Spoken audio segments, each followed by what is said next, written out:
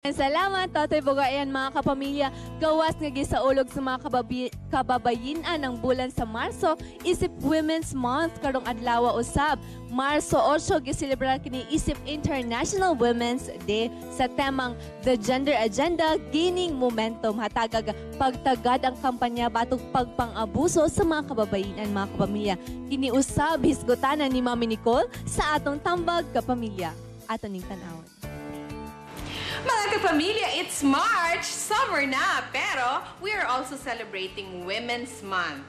Ang pinaka-importante karon din is that do we all understand our rights as women? Ayan, karon nga akong kauban dinhi sa pamahaw special sa Tambag Kapamilya, walay lain kung dili ang atong Parole and Probation Administration sa DOJ Region 10 and ang ating regional psychologist, Miss Olive Pelagio. Hi, good morning, ma'am. Good morning, Nicole. Good morning po sa atong mga televiewers. Oo. Sa atong past episode no, nagstorya ta about sa women's rights, in kaso lugar nga gi-abuse sila, unsa may pwede nila himuon. Pero unsa may tabo sa mga babae nga tungod sa kaulaw, bugat kaayo sa ilang para nga ilihok nila ni para isumbong nila nga physically abuse sila sa ilang bana. How can we help them? Okay, importante para nato nga mga babae nga we should be assertive.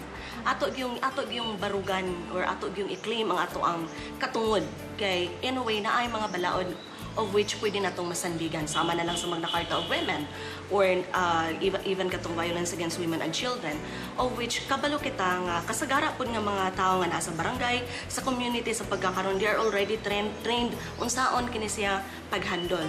So kung kulang ang ato ang pagsalig nga pwede kitang matabangan, syempre mao nang uban nga mo atras gyud. Pero sa ako nagikaingon dili kita angay mahadlok. Kaya ay mga tawo nga pwede natong duulan. So you can go to the nearest barangay kung ahaman galing kay kada barangay karon dunay mga violence against women's nga desk, no? Or sa PNP mismo. Okay? So ang importante pud nga magpa-blatter gyud pud ka.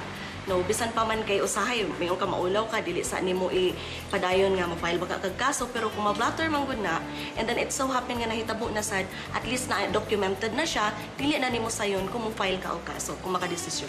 Yeah. Pero nga naman na siya mahitabo, ma'am, nga ang uban nga mababae, dili nila ang kunon nga nahitabo na sa ila pero makita na sa ilang mga other family members no that ingon ana nga sitwasyon nahitabo na aning bayhana ni. So kita as family members, how can we help her also? Mao man gud siyang atong ginatawag kaniya ato traditional nga gender rules nga ang babae magpailalom kanunay no submit sa ilang husband bisan og nasakitan na bisan og naka-experience nag-abuso muhilom lang gihapon tungod kay maulaw kaulawon sa pamilya nga ingani ang mahitabo no at stake ang name sa family. So dili na siya kay atong hunaon di mag-unsa man kung pananglitan ang pangalan nato tuod maayo pero sa atong panimalay grabe na ang kanang kaguliyang.